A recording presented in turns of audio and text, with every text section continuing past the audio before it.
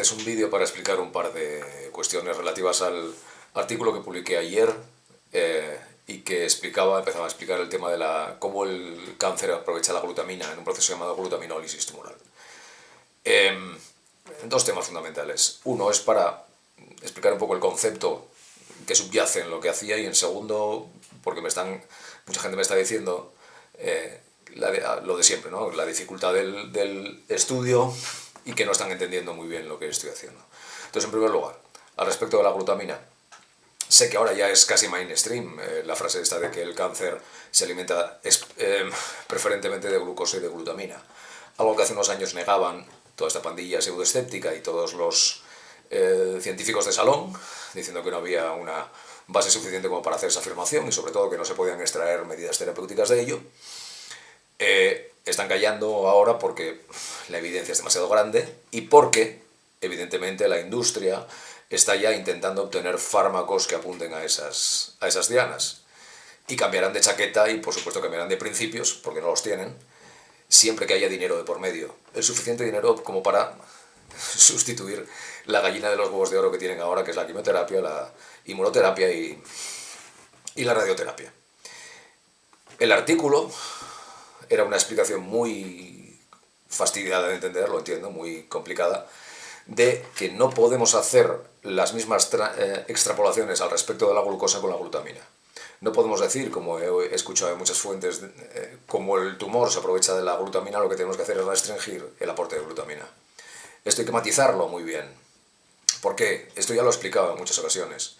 ¿Por qué? Porque el tumor compite con el organismo por la obtención de la glutamina, y en concreto con el sistema musculoesquelético, con los músculos.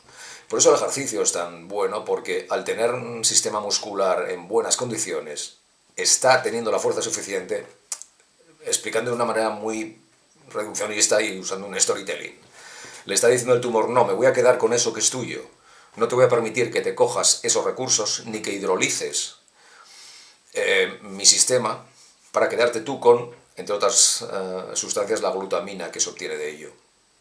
Porque la glutamina es un combustible esencial para los procesos anabólicos del tumor, lo mismo que la glucosa. Lo explico más o menos en el artículo. Y lo que vengo a decir es que no podemos restringir las fuentes de glutamina, porque no solo el músculo esquelético utiliza también glutamina, sino sobre todo el intestino. Y sabemos que hay fármacos que se han venido usando antitumorales, como el DON, D-O-N, que se han tenido que dejar de usar a altas dosis debido a la toxicidad que aportaban al organismo, sobre todo al intestino. Producía necrosis, que es exactamente lo que perseguimos que se produzca en el tumor. Mejor dicho, preferimos que haya otro tipo de muerte, que no sea tan dramática como la necrosis, pero es lo que producía en el tumor y en el intestino. Esa es una analogía, o es un ejemplo muy bueno a lo que voy. Es que algo que impacte en el organismo y en el tumor, tenemos que establecer una balanza muy equilibrada de a quién perjudica más. Si tú cortas la glucosa por completo, la introducción de glucosa en el organismo, y de sustratos glucogénicos, te aseguro que el cuerpo apenas lo va a notar. Pero el tumor sí. Pero no sucede lo mismo con la glutamina. Las fuentes de glutamina van a hacer que el intestino pueda sufrir más que el tumor, que en caso de que no obtenga fuentes externas, primero la puede crear de nuevo, y segundo, va a obtenerla de otros órganos sanos. Y en ese caso tenemos un grave problema.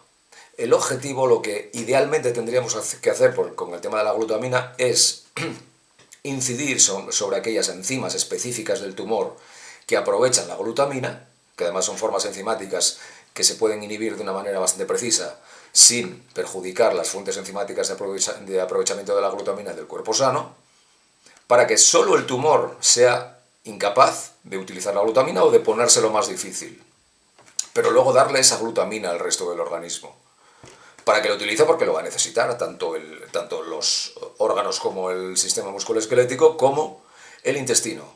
Y recordemos que el intestino tiene que estar en buenas condiciones para que el sistema inmunitario esté en buenas condiciones. Un enfermo de cáncer cuyo intestino no funciona bien, será que su sistema inmunitario no funciona bien, y si el sistema inmunitario no funciona bien, sobre todo en su parte citotóxica, aquella que ataca infecciones y neoplasias, estamos fastidiados. Y por lo tanto, tenemos que ser muy precisos a la hora de establecer ese tipo de recomendaciones. No vaya a ser que estemos haciendo asunciones basadas en otro tipo de procesos, haciendo traslaciones que no se corresponden con la realidad. Y ahí viene el segundo punto. He podido llegar a esa conclusión porque antes he analizado la cosa de una manera maníaca, casi diría, de una manera obsesiva, yendo al detalle de los estudios. He tenido que hacer ese paso previo para poder hacer ese tipo de afirmaciones, que no son afirmaciones, nunca hago afirmaciones tajantes, sino que son hipótesis bastante fundamentadas, y que si alguien me demuestra que estoy equivocado, cambiaré de idea, por supuesto. Pero tengo que hacer ese análisis previo, porque no me puedo fiar ni de la medicina oficial, ni tampoco de ciertas fuentes de medicina alternativa que tampoco son fiables. No me fío de ellos. Y no estoy hablando de otros divulgadores que también dicen lo de restringir la glutamina, que siento un gran respeto por ellos. Pero tienen que convencerme de lo contrario, porque yo he analizado el tema en profundidad. Y lo pongo en ese artículo. Y no solo tengo que poner de esa manera tan exhaustiva cuál es mi investigación, la investigación previa antes de establecer este tipo de afirmaciones, sino que tengo que establecer una credibilidad previa para que no me difamen, algo que hacen constantemente, que ahora tiene mucho más difícil porque van a tener que ir a esas fuentes, y si divulgan esas fuentes, quienes lean ese artículo y sean inteligentes entenderán que no tiene sentido esa difamación, porque solo soy una persona que muestra unos artículos que no he hecho yo, que no me he inventado, unos artículos científicos, y que soportan la hipótesis que yo propongo, que repito, solo son hipótesis, y que yo sepa nadie, nunca en la historia, ha sido mala una hipótesis. Otra cosa es que esa hipótesis se tomara al pie de la letra como una afirmación tajante, y que se dijera que eso va a misa o que está impreso en tablas de la ley, que no es el caso. Que otros hagan esas afirmaciones que yo no las voy a hacer. Solo establezco hipótesis y para eso tengo que ser tan preciso como estoy siendo. Además, todos estos años de hacer ese tipo de artículos y de escribir estos libros, iba destinado a... Era un proceso de investigación y un proceso de aprendizaje previo y un proceso de análisis y de establecimiento de ciertas bases argumentativas, conceptuales, para después poder apoyar sobre ellas acciones concretas, acciones terapéuticas específicas. Porque lo que yo veía cuando empecé con este tema era que no solo la medicina convencional era literalmente un prostíbulo, con perdón y con todos mis respetos hacia los prostíbulos, sino que también la parte de la medicina natural y alternativa adolecía de una falta de exhaustividad que en muchos casos lo único que hacía era perjudicar a los pacientes. Entonces, he tenido que ser tan preciso durante muchos años para labrar esa credibilidad, para que médicos y científicos se subieran a este carro que estoy montando. Y entiendo que muchos pacientes pueden verse frustrados o impotentes frente a la dificultad de muchos de los artículos. Pero no tengo más remedio que ser así. Que los demás hagan lo de publicar lo buena que es la cúrcuma, que yo sé que es buena que la cúrcuma, y la he analizado en los libros, que se dedican a decir que tómate, yo qué sé, tómate metformina, que lo he hecho y lo hago, pero intento ir un paso más allá, algo que no sea evidente, porque si nos quedamos en lo evidente, para hacer lo que hacen todos los demás, ya están todos los demás. Yo intento hacer algo un poco diferente. ¿Y por qué he estado todos estos años? ¿Porque soy imbécil? No, porque tengo una visión a largo plazo. Y la idea era sentar unas bases, unos cimientos, que son muy duros de hacer, hay que estar a pico y pala labrándolos durante años, para después venir la siguiente fase. Y es lo que llevo recalcando durante estos meses con el tema de oncología metabólica. Oncología metabólica recogerá los frutos de todo ese trabajo de análisis exhaustivo y de volveros la cabeza loca con estos artículos y de ser tan obsesivo en la búsqueda de la exhaustividad, para que a la hora de imbricar, de definir y de crear esas terapias, tengan un sentido.